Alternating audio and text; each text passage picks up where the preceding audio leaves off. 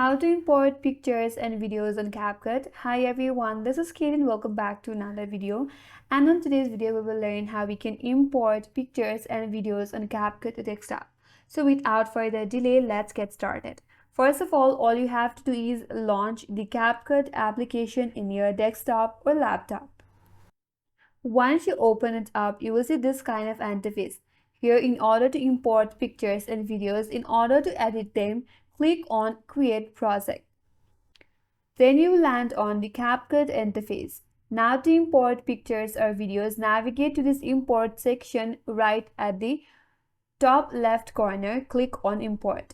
Now from your device, you can import pictures or videos. If you want to add videos, select a video that you want to add and click on Open. Here, the video has been imported.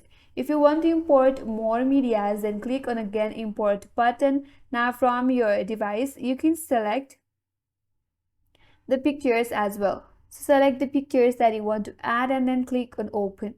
Now you can repeat the same process for other videos and pictures as well. Now to start editing, you have to drag the media to your timeline.